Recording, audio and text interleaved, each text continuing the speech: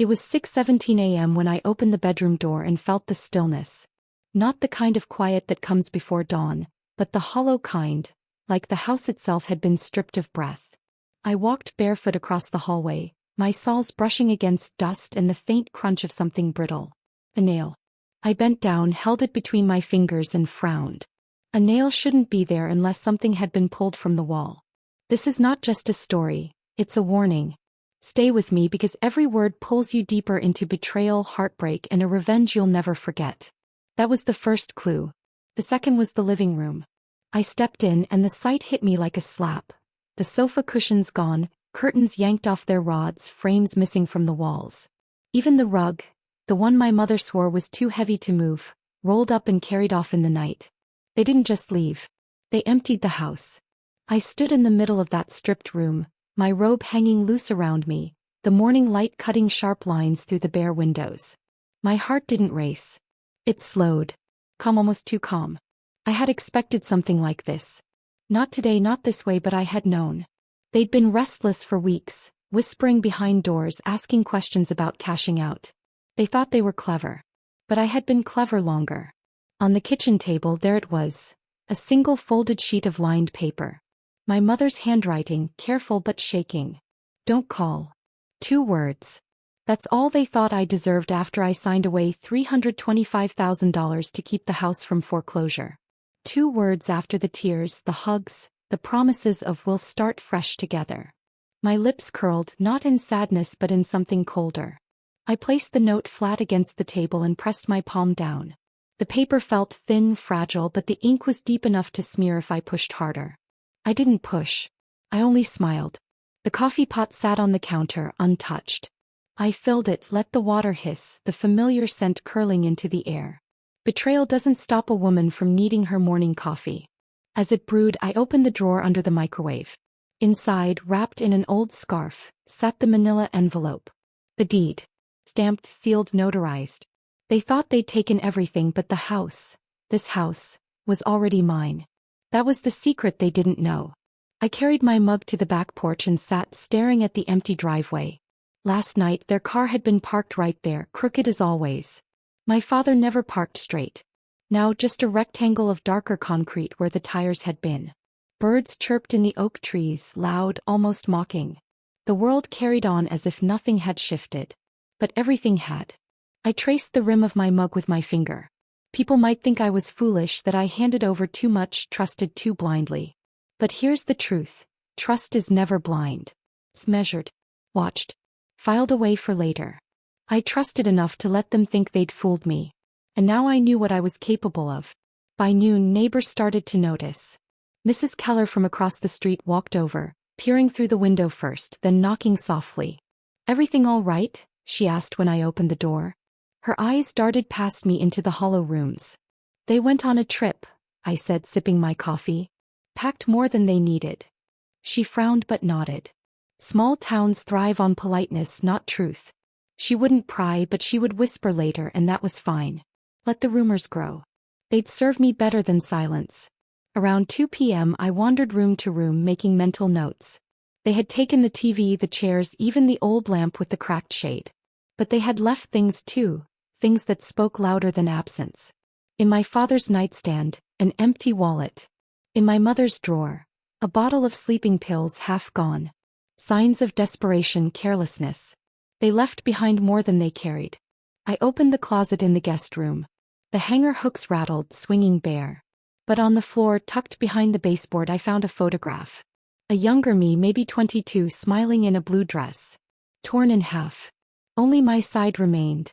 I held it between my fingers, the edges sharp, and thought, they didn't just leave me.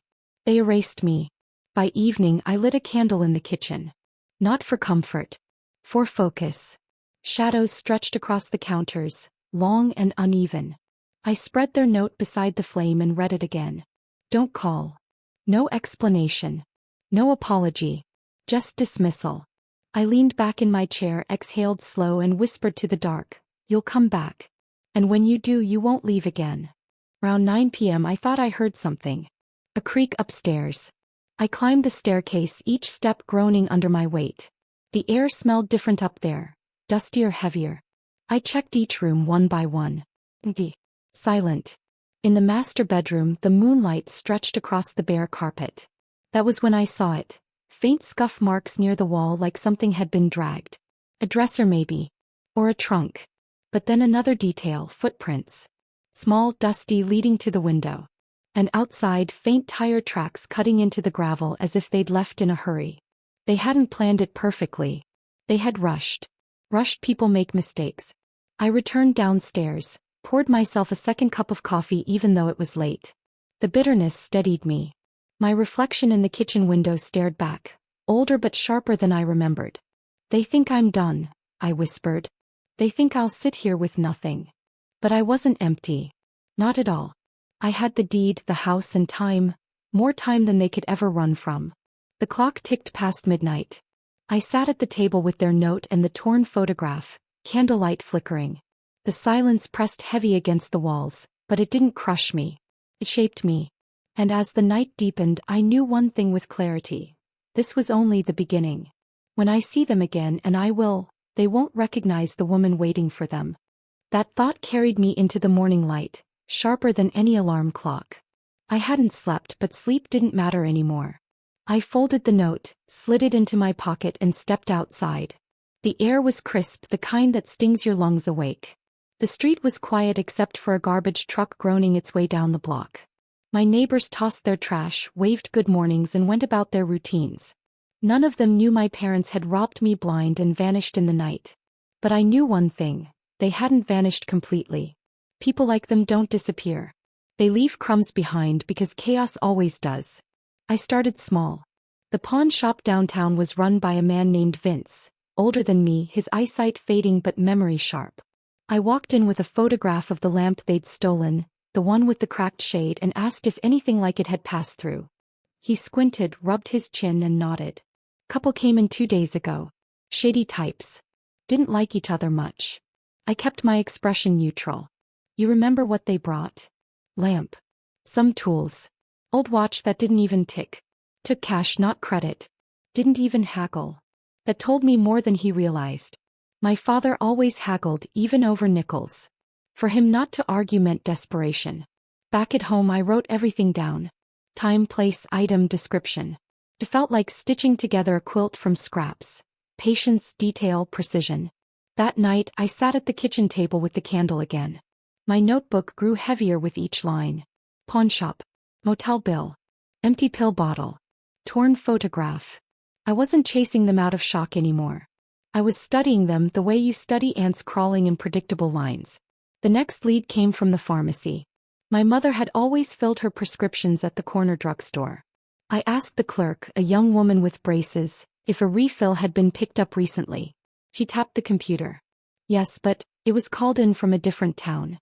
3 counties over. I smiled faintly, thanked her and left. My parents thought they were clever, but patterns give people away. Even fugitives need medicine. I drove 3 counties over that afternoon, windows down, the smell of cut grass and diesel in the air. The town was smaller, rougher. Signs peeling, sidewalks cracked. The kind of place where people vanish not because they're hiding but because no one cares to look. I stopped at a diner, slid into a booth and ordered black coffee. The waitress poured and I asked, casual as anything, "Seen an older couple come through? Man with a crooked walk, woman with a cough." She frowned, thought a moment. Yeah. Argued over pie. She wanted cherry, he said it was too expensive. He coughed the whole time. Left without tipping. That was them. Always fighting, always leaving nothing behind but bitterness. I followed the trail to a motel on the edge of town. The sign buzzed faintly, half the letters burned out so it read, Oat. Inside, the clerk sat behind a dusty counter, flipping through a magazine. I leaned forward, lowered my voice. My parents might have stayed here. Can you check? He raised an eyebrow. You got names. I hesitated. Their real names would give them away, but I knew my father too well. He never used a fake name clever enough to fool anyone. Try Robert and Helen, I said. He typed, nodded slowly. Yeah. Room 6. Checked out yesterday. Left the place a mess. He wanted to stop talking, but money loosens tongues. I slid a 50 across the counter. Anything else? He pocketed it fast. Argued loud enough for everyone to hear. Something about money running out. She cried. He slammed the door. They didn't stay long.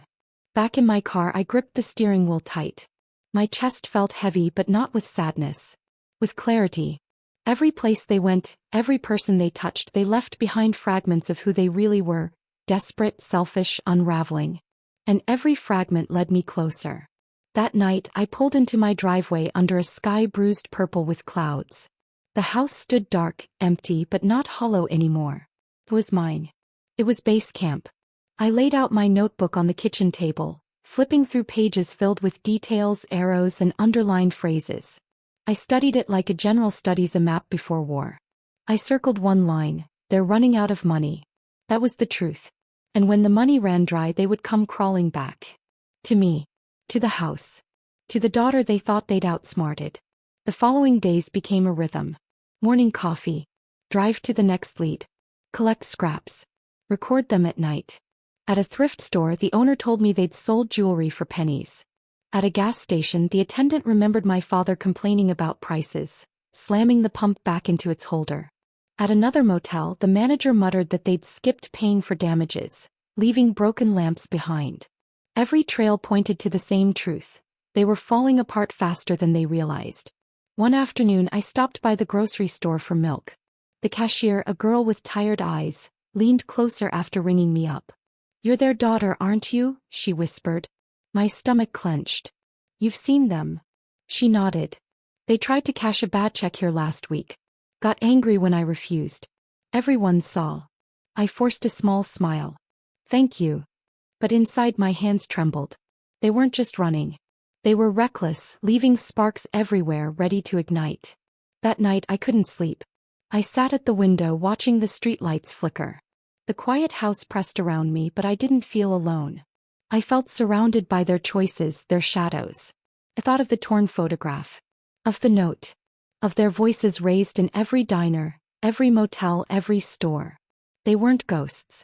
They were noise, and I was tuning into every frequency. I whispered into the dark, "You're not gone. You're just getting sloppy." The next morning I decided. It wasn't enough to wait for them to crawl back. I would bring them back myself. I started making calls. Not to police, not to friends, but to every motel, every shop, every pharmacy I thought they might touch. My voice steady, my questions simple. People talked. They always talked. And the more they talked, the clearer the picture became. By evening I had another lead. A clerk told me they'd seen the couple arguing outside the bus station. He remembered because my father had thrown a cigarette to the ground, stomping it so hard it left a black mark on the sidewalk. I drove there, parked, and stepped out. The mark was still there, faint but visible. A small, ugly scar on the concrete. I bent down, touched it with my finger, and felt a shiver run through me. Proof. They were close. I walked back to my car, heart steady, mind sharper than ever. I could almost hear their voices carried on the wind, arguing, blaming, unraveling. And as I sat behind the wheel, I knew this was no longer about money or even betrayal. It was about control. About finally turning the chaos they left me into order. Because every trail they left behind, every debt, every broken promise, was pointing them exactly where I wanted them to go. Back to me. Back to me. That's where every road pointed, every careless step they took, every mess they left behind.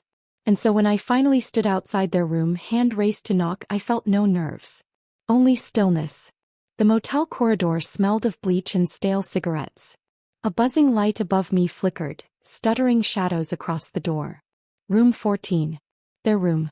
I could hear the hum of the air conditioner inside and faintly voices. Hers softer, his rougher, words tangled in argument. I pressed my knuckles against the wood. One sharp knock. The sound echoed through the thin hallway. There was silence first. A pause so long I could hear the ice machine rumbling down the hall. Then the shuffle of footsteps. The lock rattled. The door opened halfway. My mother's face appeared, hair stringy, eyes tired. For a second she didn't recognize me. Then she froze, mouth parting. "Mom," I said softly. "It's me." Her lips trembled, but she said nothing. Behind her, my father's voice barked. "Who is it?" She stepped back and I stepped forward into the room. The air smelled of cheap takeout and cigarettes. The curtains were half drawn, yellowed with stains. A single lamp lit the corner. My father sat on the edge of the bed, boots unlaced, shirt wrinkled. His eyes narrowed when he saw me. "What are you doing here?" he demanded. I looked at him, then at her. "I came to bring you home." My father scoffed. "Home? That's not your home anymore." But my mother's eyes darted away as if the word home still had weight for her. I didn't argue. I sat down in the cracked vinyl chair by the desk, folded my hands in my lap. "You've been running. Leaving pieces of yourselves everywhere. Pawn shops, motels, bus stations. People remember. People talk." My father's jaw tightened. "So what? You spying on us now?" I met his gaze, steady. "Not spying. Following. There's a difference." The room went quiet. My mother coughed softly into her sleeve. I pulled a tissue from my pocket and handed it to her. She took it without meeting my eyes. We sat there in the silence, broken only by the hum of the air conditioner. I let it stretch. Let them feel it. Then I said, "You've burned through the money, haven't you?" Neither answered. But silence was its own confession. I leaned back, the chair creaking. "So now you have two choices. Keep running until there's nothing left. Or come back with me. To the house." My father snorted, but it wasn't strong. More like a deflated balloon. My mother wiped her nose, glanced at him, then at me. The clerk's words came back to me, how they argued, how she cried, how he slammed doors. And sitting here I saw it with my own eyes. He was brittle anger. He was worn-out sorrow. And together they were collapsing. "I'm not here to fight," I said calmly. "I'm here to offer you something." My father's eyes narrowed. "And what's that?" "A chance," I said simply. "A place to breathe. Food. Warmth. You don't have to wander like this anymore." For the first time he didn't answer right away. His hands clenched on his knees, then released. My mother's shoulders sagged. I stood, walked slowly to the dresser and ran my fingers along its surface. "Dusty. Cheap. Not like the wood at home." I let my hand rest there, then turned back. "Think about it. You know as well as I do, you won't last like this." He glared, but he didn't tell me to leave. She sat quietly, holding the tissue, eyes glassy. That was enough. I stepped closer to the door. "I'll be outside in the car. 10 minutes. If you're coming, you'll know where to find me." And without waiting for their reply, I left. The night air was cooler than the room. I walked across the parking lot, gravel crunching under my shoes. My car sat under a flickering streetlight, shadows pooling around it. I unlocked the door, slid into the driver's seat and waited. 10 minutes stretched like an hour. I watched the door through the windshield. The neon motel sign buzzed, insects circling it. At minute 7 the door opened. First my mother stepped out, clutching a small bag. She looked around nervously, then walked quickly toward me. Behind her, my father lingered in the doorway, muttering something under his breath. But then he followed. Boots dragging, shoulders stiff, but he followed. They reached the car. I rolled down the window. "Get in," I said. Neither spoke. They climbed into the back seat, the smell of smoke and sweat filling the air. I started the engine, hands steady on the wheel. The radio flickered on low, a country song drifting through. The first miles were silent. Streetlights gave way to open road, fields stretching dark under the moon. My mother coughed again, softer now. My father shifted in his seat, restless. Finally he muttered, "Why are you doing this?" I kept my eyes on the road. "Because I can." He scoffed but said no more. My mother leaned her head against the window, eyes closed. We drove through towns half asleep, gas stations glowing faint in the distance. The tires hummed against the asphalt, steady as a heartbeat. Inside my thoughts raced, but my body felt calm. I had done it. I had found them. And now they were with me exactly where I wanted them. The house wasn't far now. When we finally turned down the familiar road, I slowed the car. The porch light glowed faintly, left on for no one. The driveway stretched ahead, empty, waiting. I pulled in, shifted into park and cut the engine. Silence settled heavy over us. I turned to them. My father looked out the window, jaw tight. My mother clutched her bag, eyes wide. "We're home," I said. And for the first time in a long time, I let the word hang between us like a promise. Or a warning. The word sat heavy in the air, thicker than silence, as if the house itself had been waiting to hear it again. My mother shifted in the back seat, fingers tightening around her bag. My father didn't move, just stared out the window at the porch light glowing faint against the dark. I opened my door and stepped into the cool night air. Gravel crunched under my shoes. The house loomed ahead, familiar yet different, its windows black squares against the pale siding. It was mine now. Every nail, every brick, every shadow belonged to me. "Come on," I said softly, leaning back into the car. "It's late." They followed, slow and reluctant, like guests arriving at a place they weren't sure they were welcome. Inside, the air was cool, faintly scented with the lemon polish I'd used days earlier. The walls were bare from when they stripped it, but the bones of the house held strong. My mother paused in the hallway, looking toward the empty living room. Her eyes darted to the spots where furniture used to sit. She opened her mouth, then closed it again. I turned on the lamp, its glow spreading weakly across the walls. "It's not much now," I said evenly, "but it will be." My father muttered, "It'll never be the same." I looked at him, letting the silence stretch. "No," I said. "It won't." The first night I gave them blankets and pillows. I told them to sleep in the guest room. They didn't argue. They were too tired, too worn down by running. I lay awake in my own room listening. Through the thin walls I could hear them whispering. My mother's voice, soft, uncertain. My father's sharp, dismissive. The same old rhythm but weaker now. I stared at the ceiling, hands folded across my stomach. The house felt alive again, its silence no longer hollow but watchful, as if it too was waiting. Morning came with the smell of coffee.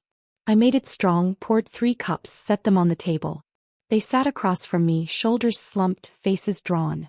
"Eat," I said, sliding toast toward them. My mother nibbled. My father pushed the plate back. "We don't need charity." I tilted my head. "This isn't charity. This is home." He scowled, but he didn't leave the table.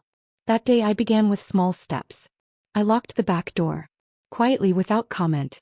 Then the side door. Then the garage. At night I turned the key on the front door, slipping it into my pocket.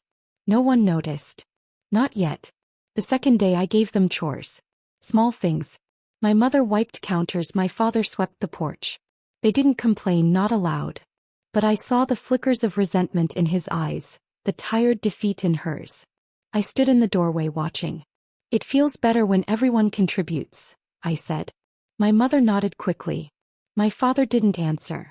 That evening as I folded laundry I noticed the silence. Too silent. I walked to the guest room. The door was closed. I pressed my ear to the wood. Whispers. Plans. "When she's asleep," my father's voice hissed. "I don't think we should," my mother's weak reply. I stepped back, calm. Let them think they had choices. Let them plan. The locks would remind them otherwise. On the third day I changed the rhythm. Breakfast late, lunch skipped, dinner plain. Their stomachs grumbled, their eyes darted. My father snapped once, slamming his hand against the table. "You're starving us." I sipped my coffee. "I'm teaching you discipline." His face reddened, but he said nothing more. My mother kept her eyes on her plate. That night I moved through the house with purpose. I shut doors. I turned keys. The rooms shrank around them, hallway by hallway. They didn't notice at first. But soon my father rattled a knob. Locked. Then another. Locked. His voice rose, angry, panicked. "What is this?" he shouted. I stood at the top of the stairs, calm, steady. "Boundaries," I said. My mother sank into a chair, covering her face with her hands. The days blurred. They asked less, spoke less. My mother coughed more, her voice hoarse. I brought her tea, set it down gently. She whispered thank you without looking at me. My father paced, restless, like a caged animal. He tested the windows, pounded the doors. Nothing gave way. I wrote in my notebook each night, recording every hour. Every shift in their voices. Every crack in their strength. One afternoon I found my father standing by the front door, his hand pressed flat against the wood, forehead leaning against it. "You think you've won," he muttered. I stepped closer, the floorboards creaking. "It's not about winning," I said softly. "It's about balance." He turned, eyes bloodshot. "This isn't balance. This is prison." I met his gaze, steady. "No. This is home." Later I caught my mother staring out the window, her reflection ghostly in the glass. She whispered, "We shouldn't have left." I stood behind her, close enough to see the trembling in her shoulders. But you did. She nodded faintly, tears sliding down her cheeks. We thought it would be different. It is, I said quietly. At night I cut the power. The house sank into darkness, thick and suffocating. Their footsteps echoed uncertainly through the halls. My father cursed. My mother whimpered. I lit a candle in my room, its glow flickering across the walls. The shadows danced long and sharp. From the hallway I heard their whispers again. Desperation. Fear. I closed my eyes and listened. The fourth night they tried. I heard the creak of the window frame, the scrape of nails against wood. I walked down the hallway, steps slow, deliberate. I opened the door. My father froze halfway through the window. My mother sat on the bed, wringing her hands. Going somewhere? I asked. His face flushed. You can't keep us here. I smiled faintly. But I already am. I closed the door. Turned the key. Walked away. Each day the house grew smaller for them, larger for me. I moved freely through the rooms while they shrank into corners. The cage wasn't made of bars. It was made of silence. Of locked doors. Of time. And the house, my house, held them tight. That was where it ended in my mind and where it began in reality. Because silence doesn't stay silence forever. It thickens. It presses. Breaks people apart. And in the end it broke them. The fifth morning I woke before dawn. The air was heavy, thick with the stale scent of sweat and dust. I brewed coffee, the familiar gurgle steadying me. The mug was warm in my hands, steam fogging the edge of my glasses. But the house was too quiet. No shuffling. No whispered arguments. No coughing. Just a stillness that settled into the walls. I walked down the hallway, each step deliberate, my bare feet brushing against the wooden floor. The guest room door was closed. I turned the key and pushed it open. Inside the air was cold. My father sat slumped in the corner, his eyes half closed, lips cracked. My mother lay curled on the bed, her face pale, chest rising shallow. They both stirred faintly at the light spilling in. My father tried to speak, his voice hoarse. You can't. His words trailed, broken by weakness. I stepped inside, set the coffee mug on the dresser. The steam curled upward, filling the space. You chose this, I said quietly. Every debt. Every lie. Every mile you ran. You thought you left me with nothing. My mother whispered, her voice fragile. We were scared. I sat on the chair by the bed, folding my hands. And what did you think I was?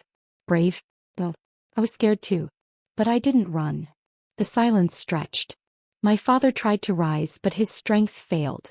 He sank back against the wall, defeated. My mother's eyes shimmered with tears, sliding down her hollow cheeks. For a moment I almost reached out. But then I remembered the note. Don't call. Just 2 words that had cut deeper than anything else. I let the memory steady me. You erased me, I said softly. And now you've erased yourselves. That day I gave them less.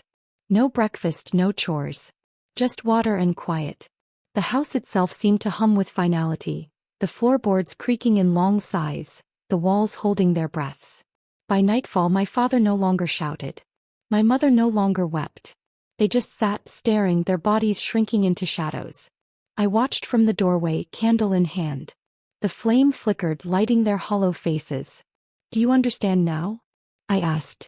Neither spoke. But silence was its own confession. On the 7th night I walked the halls alone, notebook pressed against my chest. I had recorded every hour, every shift, every unraveling. The pages were filled, ink heavy, lines sharp. At midnight I returned to the guest room. They lay there, still and small, the candlelight painting their faces pale. I set the notebook on the dresser beside the deed. 2 records of truth. One legal, one lived. Both mine. My father stirred faintly, his eyes fluttering open. He looked at me, not with anger this time, but with something softer. Maybe regret. Maybe just exhaustion. Why? He whispered. I leaned closer, my voice steady. Because you taught me how. His eyes closed again. Fully. Finally. My mother's breath rattled, weak and uneven. I sat beside her, smoothing the blanket over her trembling frame. She opened her eyes barely and whispered, "We were wrong." I held her hand, cold and frail, and nodded. Yes. You were. Her eyes closed too. Her hand stilled.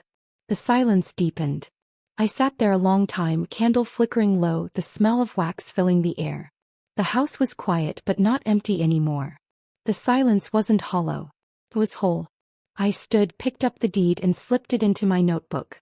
The weight of both pressed into my hands, heavy but grounding. They had left me once. Now I had left them forever. The following morning I opened the front door. The air outside was fresh, cool, carrying the scent of dew and earth. I stood on the porch, the sun rising slow across the fields.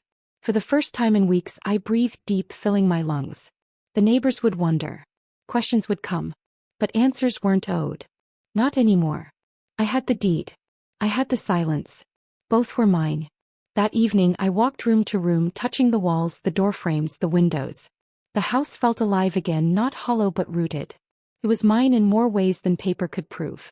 In the guest room the air still carried the faint scent of them, sweat, dust, fading life. But it didn't ache. It didn't sting. It felt like closure. I closed the door gently, turned the key and pocketed it.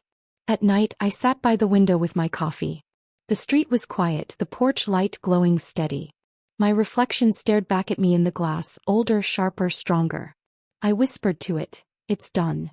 And for the first time I believed it. The house no longer felt like a cage. It felt like a witness. Every wall had seen, every floorboard had heard. It had kept my secrets in their downfall. It had given me silence and I had claimed it. The deed sat in the drawer beside my bed. The notebook rested on top, its pages filled with everything I had seen, heard, and endured. Proof. Memory. Justice. Both mine. I leaned back, closed my eyes, and let the quiet wrap around me. It wasn't the quiet of betrayal anymore. It wasn't the silence of emptiness. It was the silence of ownership. Of ending. Of peace. And as the night deepened, the house stood with me, solid and unmoving. The deed was mine. The silence was mine. And I was free. If this story struck a chord in your heart, you're not alone. Subscribe now and join me for more powerful stories of betrayal, revenge, and resilience that will stay with you long after the screen goes dark.